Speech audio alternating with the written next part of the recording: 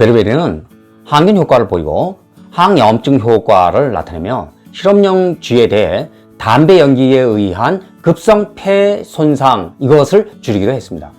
또한 베르베린은 항암 효과도 가지고 있고요. 촌충, 편모충 이런 것들에 대한 활성을 나타내기도 했습니다.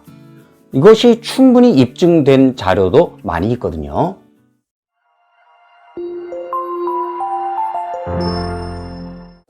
여러분 안녕하세요. 반갑습니다. KNL 기능의학TV 김가훈입니다.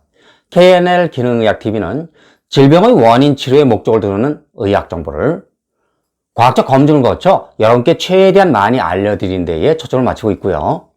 그런 취지에 따라 이 채널을 방문해 주신 여러분 감사합니다. 제가 영상을 촬영하는 과정에 참고한 과학적 문헌 이런 것들은요, 요 아래 설명란 여기에 링크를 남겨드릴 테니까요. 관심이 있는 분들은 살펴보시기 바랍니다.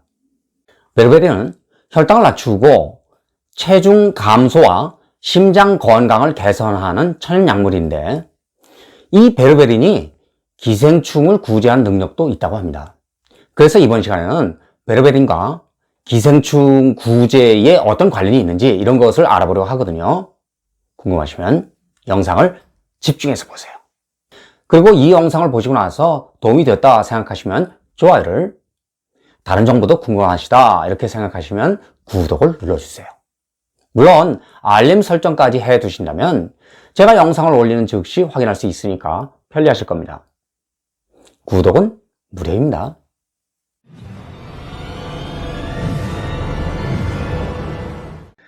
베르베린은 아유르베다와 한의학에서도 오랫동안 사용해온 역사가 있습니다. 베르베린은 비만, 당뇨병 등 대사질환 치료에 사용되었는데 대체로 독성이 낮습니다. 쓴맛이 나는 노란색 화학물질로서 심장 박동을 강화하는 데 도움이 될 수 있습니다. 혈중 콜레스테롤 또는 지방 수치가 높은 경우 고혈압에 일반적으로 사용합니다. 다낭성 난소 증후군, 이거 여기 그림을 한번 보시면 여기 이제 자궁의 모습이고 여기가 난소죠. 근데 난소에 확대한 그림을 한번 볼까요? 이렇게 물혹 같은 것이 혹이 많이 나와 있잖아요. 그래서 이것을 다낭성 난소 증후군 그렇게 얘기를 하는데 이렇게 난소에 혹이 많이 보이는 것이죠. 베르베린은 단기간 사용하면 대부분 성인에게 안전한데 6개월 동안 하루 1.5g의 용량으로 안전하게 사용됐고 부작용으로는 설사, 변비, 가스, 위장장애 등이 있습니다. 임신부나 수유부에게는 베르베린을 권하지 않고 어린이에게는 복용을 피하는 게 좋습니다. 간에서 많은 약물이 대사되는데 베르베린은 일부 약물을 분해하는 속도를 감소시킬 수 있습니다.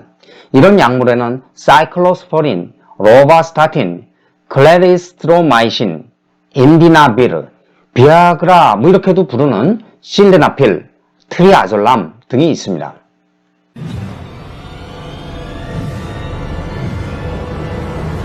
기생은 한 생물이 다른 생물에게는 도움을 주지만 이 생물로부터 자신은 도움을 받지 못하거나 오히려 해를 받는 경우를 뜻합니다. 사람의 장에 기생하는 기생충이 신체에 많은 증상을 유발할 수 있습니다. 이런 기생충을 구제하기 위해 병원을 찾는 경우는 논외로 하고 가정에서 취할 수 있는 행동으로 베르베린을 섭취하는 것을 들 수 있습니다. 베르베린이 기생충에도 유효하게 작용할 수 있기 때문입니다. 일부 기생충은 성가신 것에 불과하지만 다른 기생충은 심각한 질병과 심지어 사망을 유발할 수 있습니다. 장내 기생충은 쉽게 죽지 않는 강건한 유기체인데 안전성이 높은 구충제가 많이 알려져 있고 많은 천연물이 기생충 치료용으로 시판되고 있죠. 가정에서는 코코넛이 매우 효과적으로 장의 기생충을 구제한다고 알려져 있기도 합니다. 베르베린은 항균 효과를 나타내고 항염증 효과를 보이며 실험쥐에 대해 담배 연기로 인한 급성 폐 손상을 줄이기도 했습니다.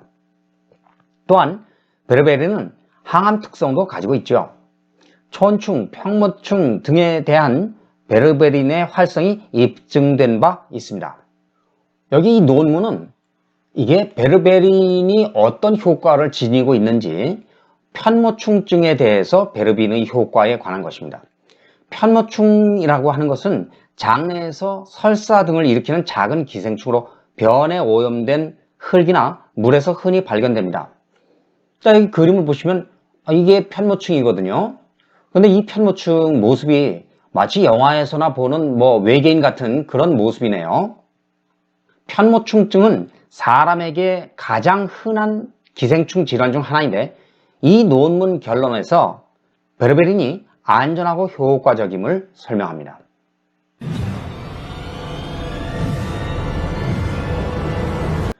표준 베르베린 복용량은 하루 500mg 정도를 3번 나눠 먹는 것인데 식사 10에서 20분 전에 복용하는 것이 좋다고 합니다. 장내 치료를 위해서는 보통 30에서 60일 정도 사용을 권하고 이런 것은 의사와 상의하는 게 좋겠죠. 한 번에 고용량의 베르베린을 복용하면 설사, 경련 이런 것들을 유발할 수 있습니다. 또한 베르베린을 복용하는 사람들은 정기적으로 간 기능 검사를 받는 게 좋습니다. 그리고 베르베린은 프라지퀀텔과 비견할 만큼 주혈 흡충에 대해서도 효과적임을 설명하는 논문도 있습니다. 관련 논문을 보면 여기 이 논문은 2014년 이때에 발표된 논문이거든요. 실험용 쥐가 주혈 흡충에 감염되어 간이 손상되게 만들고 간에서 유가종 크기 감소를 비교한 것입니다. 여기 오른쪽 그래프를 한번 볼까요? 이 논문에서 나온 그래프인데요. 자, 요거는 이제 주혈 흡충에 감염되게 만든 다음에 요것이 프라지퀀텔 이것을 적용했다. 그리고 요것이 이제 베르베린을 적용했다. 그 얘기인데 이 유가종의 크기가 줄어든 정도가 프라지퀀텔 요거하고 여러분들 여기 보다시피 베르베린 요거 적용한 게 비슷하게 줄어들었죠. 베르베린을 투여했을 때 유가종 크기 감소가 구충제인 프라지퀀텔을 투여했을 때와 비견할 만합니다.